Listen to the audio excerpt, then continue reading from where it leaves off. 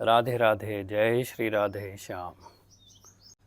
तो हमने ये जो सीरीज़ शुरू की है आपके साथ भगवत चर्चा की भक्तों के चरित्र के माध्यम से, जिसमें भक्तों की जीवन में घटे हुए जो चमत्कार हैं, जिनको लौकिक और संसार की दृष्टि में चमत्कार ही समझा जाता है, चमत्कार ही कहा जाता है, क्योंकि वो चीज़ें आम नहीं होती हैं, कभी कभार होती है, एक्सेप्शनल होती हैं। और जो चीज़ें एक्सेप्शनल होती हैं हम उनको चमत्कार की तरह ही लेते हैं। जब बहुत सारे भक्तों का चरित्र और उनका जीवन पढ़ते हैं तो लगता है कि ये अगर इसको कोई और अपनाए, उन सिद्धांतों को जिसको कि हम आध्यात्मिक जगत के सूत्र कहते हैं, फार्मूलाज कहते हैं, वो तो बिल्कुल वैसे ही काम करते हैं जैसे कि विज्ञान के फार्मूला काम करते हैं। तो ये हम देखते हैं इन्हीं चित्रों के माध्यम से कि ये बड़ी कॉमन सी बात हो जाती है। जहाँ हमें वो चीज़ पहले चमत्कार नज़र आती है, वो कॉमन हो जाती है।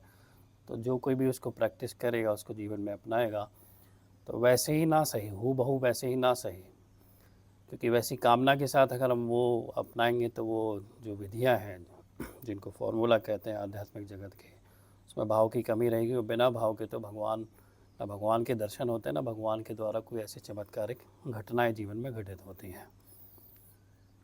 तो वही हमने सीरीज़ इसलिए शुरू की कि हमारे मन में आया, महाराज श्री भी कहते हैं कि संसार में जितने भी तीर्थ हैं, अगर उनमें कोई सर्वश्रेष्ठ तीर्थ अगर कोई होता है तो वो होता है संत और संतों के चरण, उनकी चरणों की रज।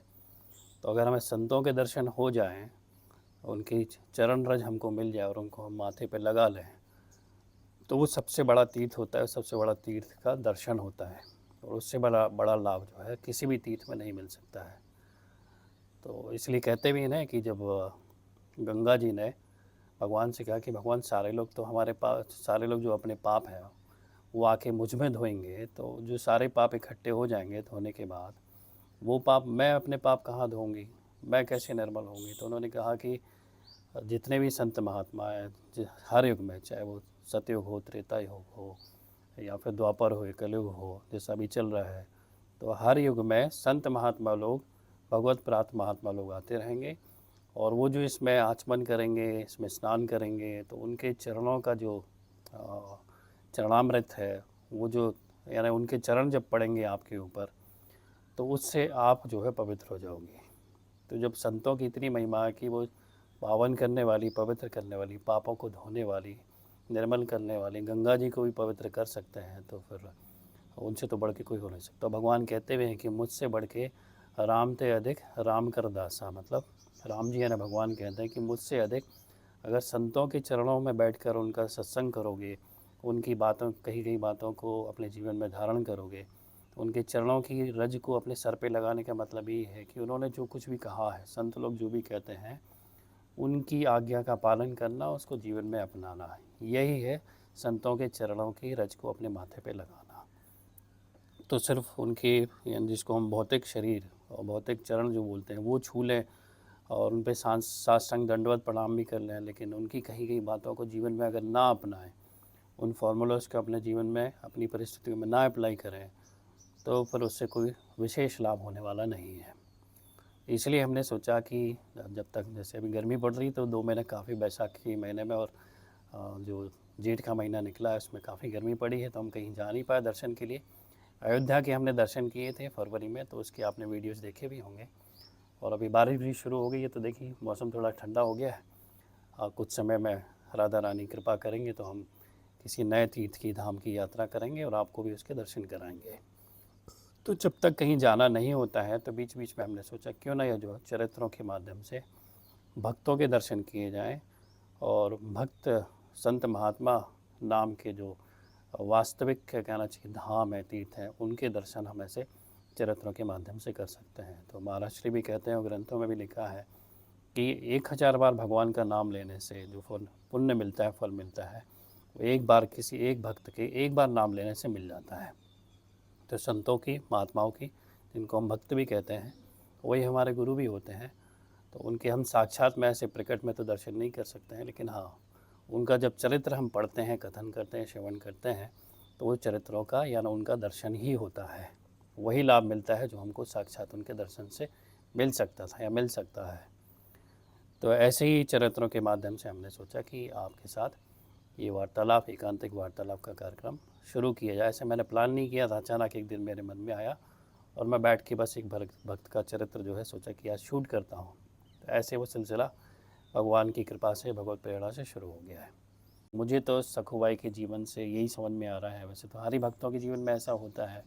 और कल महाराज श्री ने सत्संग में कहा भी था कि चाहे जो हो जाए, चाहे हमारा कितना भी बड़े से बड़ा नुकसान क्यों ना हो जाए, चाहे भौतिक वस्तुओं के रूप में, मकान के रूप में, या फिर संबंधों के रूप में जिनको कि हम अपना संबंध ही समझते हैं, माता पिता, भाई बहन, पति पत्नी, जो भी हैं, तो उनकी अगर मृत्यु भी हो जाए तो कभी शोक न करें, कभी गम ना करें। क्यों ना करें? क्योंकि वो सब जो है हमको एक निश्चित समय के लिए, एक सेवा के लिए मिले हुए होते हैं। और अल्टीमेटली जो उनके अंदर था, जिनको हम अपने सगे संबंधी बोलते हैं, वो कोई और नहीं, ईश्वर ही रहे हैं। एक रूप उन्होंने रखा होता है और वो हमारे सगे संबंधियों के का रूप रखे, यानी उनके स्वरूप में वो आए हुए होते हैं।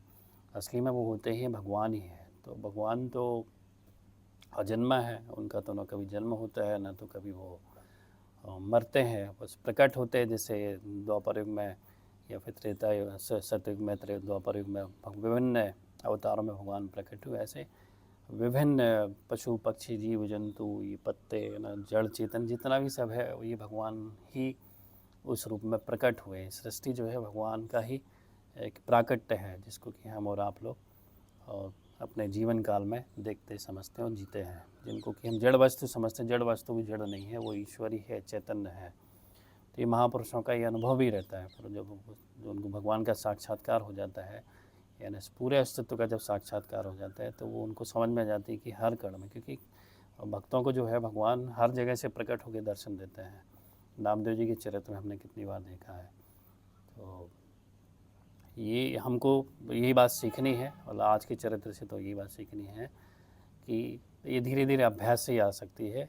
मेरा भी ऐसा कोई बड़ा भारी अभ्यास नहीं है, लेकिन ये महिम जब हम इनका मन में बार बार चिंतन करते हैं ना, तो हमारे जो हमारा चित्त है, तो उसमें इन फार्मूलाज की कोडिंग जैसी हो जाती है। तो फिर शुरू में तो ऐसा होगा कि हम प्रतिक्रिया भी करेंगे, शिकायत भी करेंगे, लेकिन वो हमको तो तुरंत रियलाइज़ कराएगी, तो आगे के लिए प्रिपेयर कराएगी कि हमको शिकायत नहीं करनी है, सब कुछ शांति से सहन करते जाना है।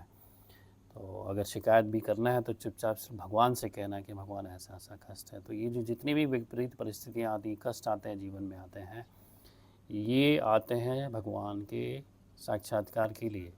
इनसे जब हम धैर्यपूर्वक, क्योंकि हम इसमें इस पीरियड में कुछ कर नहीं सकते, मान लो कष्ट का ही पीरियड चल रहा है और इस तरफ हम हैं, जब हमारा स्मूथ जीवन चल रहा था, इधर ये कष्ट का पीरियड आया, संकटों का पीरियड आया।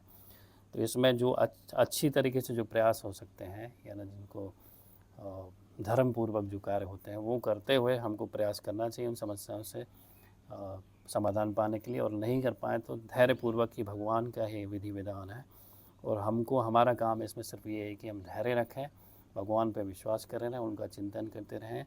तो निश्चित मानिए कि जब ये पीरियड निकल जाएगा ना, तो हमको जिसको कि हम जैसे भगवान के चमत्कार कहते हैं, वो निश्चित रूप से होना ही होना है।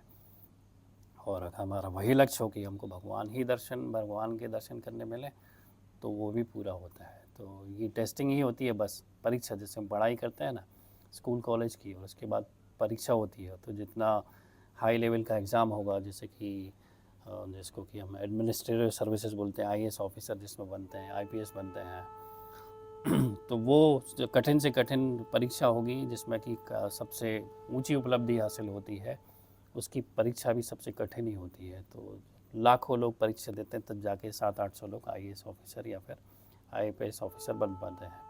तो ऐसे ही इसलिए भक्त विरले होते हैं, क्योंकि वो कठिन परीक्षा के दौर से लोग गुजरना नहीं चाहते हैं। तो उसकी पढ़ाई क्या है कि भगवान का साक्षात्कार, जैसे लौकिक पढ़ाई होती है, वैसे भगवान की भी पढ़ाई होती है। संतों का उनका कहना चाहिए सत्संग करना, धामों के दर्शन करना, जो हमारे ग्रंथ हैं उनका स्वाध्याय करना।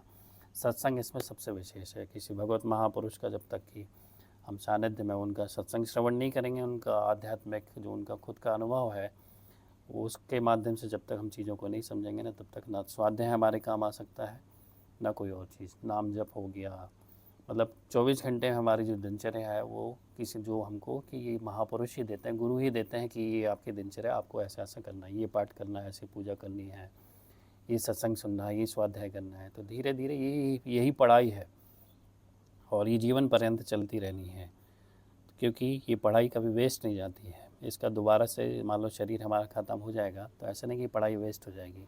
जितना हमने उसको धारण कर लिया है, जितना हमारे वो संस्कार में हमारे अंदर आ चुका है, उतना वो हमारा बना रहेगा, वो नष्ट नहीं होता है। तो अगर ये शरीर छूट भी जाए और हमको वो हमारा लक्ष्य अगर ना भी मिले तो भी जो है वो ये सारा का सारा कैरी फॉरवर्ड होता है। संसार की चीज़ें, संसार का ज्ञान और संसार की विद्या कैरी फॉरवर्ड नहीं होती, सब यही नष्ट हो जाती हैं। हाँ, काखा गागा जो ज़रूर है, जो हमको बेसिक चीज़ें भाषा वगैरह वो तो सीखनी पड़ती है, वो सीखनी पड़ेंगी आगे, लेकिन जो उसका सार है वो हमारे अंदर बना रहता है। इसलिए तो कुछ ऐसा होता है ना, छोटी उम्र में लोग, जैसे महाराज श्री का एग्जाम्पल देखते हैं हम, प्रेमानंद जी महाराज का, 13 साल की उम्र में वो भगवत प्राप्ति की लालसा से निकल आए, तो कैसे उनके मन में वो आ गया।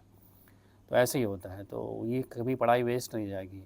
और अगर ये वाली पढ़ाई नहीं की तो कहते हैं ना, महापुरुष भी कहते हैं, और मुझे भी ऐसा लगता है कि संसार की चीज़ें, खूब सारी उपलब्धियाँ, पद नाम शोहरत, ये सब हासिल कर लिया हो ना, अल्टीमेटली वो सब वेस्टेज ही है, वो जाएगा, व्यर्थ ही जाएगा। हाँ, किसी के काम आएगा लेकिन उसके शरीर भरण पोषण के लिए काम आएगा। तो बस ज़्यादा से ज़्यादा थोड़े से पुण्य मिल जाएंगे, जिसको जाके हम स्वर्ग में खर्च कर लेते हैं, तो वो खर्च होने के बाद हमको फिर से यहीं पटक दिया जाएगा। लेकिन भगवान की अगर प्राप्ति करनी है, कि जो कि जिसको कि परम पद कहा जाता है, और अच्छी खास बात यह है कि इस रास्ते पर चलते हुए हमारा ये जो जीवन अभी चल रहा है, भगवत प्राप्ति बाद में होगी नहीं होगी वो देखेंगे आगे, होगी नहीं होगी वो उसका हमको चिंता नहीं करनी चाहिए। वो तो अगर हम ठीक से चलेंगे, ईमानदारी से, अगर जैसा गुरु ने बताया वैसा करेंगे तो होनी ही होनी। लेकिन इस मार्ग पर जब चलना शुरू कर देते हैं तो हमको ये जो जीवन है जीते हुए बहुत अच्छे रिजल्ट्स आते हैं। मैं तो अपने अनुभव के आधार पर बोलता हूँ कि पिछले 1-1.5 साल में जो चित्त में जो परिवर्तन आया, जो सोच में परिवर्तन आया, और जो शांति हम महसूस कर पाते हैं, चिंताओं से जो मुक्त हो पाते हैं, हर परिस्थिति को, जिसको कहते हैं ना, साक्षी भाव से देख पाते हैं कि जो भी अपने जीवन में घट रहा है वो होना चालू हो। पहले ये शब्द समझ में नहीं आते थे, साक्षी भाव होता क्या है, कैसे अपने खुद के जीवन को हम दूर से हट के रह के देखें, वो धीरे धीरे होने लगता है अपने आप। तो कम से कम यही जो अपने जो भी अपना जीवन चल रहा है अभी का, वो कार्य करते हुए हमको किसी तरह की शोक, किसी तरह का चिंता, किसी तरह का भय, किसी तरह की अशांति, अप्रसन्नता, दुख ये ना सताएं। तो उसके लिए तो ये बहुत ज़रूरी चीज़ है। तो आई होप ये चरित्र का सेशन थोड़ा सा लंबा हो गया, फिर भी कोई बात नहीं। अब चूँकि हमारा ये उद्देश्य ही है तो हमको तो इसमें समय देना ही चाहिए। तो आपको और सखुबाई के चरित्र से क्या आपके दिमाग में, मन में कोई प्रेरणा आ रही है, कोई फॉर्मूला है जो आध्यात्मिक जगत का हमको समझ में आ रहा है, शिक्षा जिसको कह सकते हैं, तो आप कमेंट करके बताइएगा। तो अपना ख्याल रखिएगा, मिलते हैं फिर अगले सेशन में। तब तक राधे राधे, जय श्री राधे श्याम।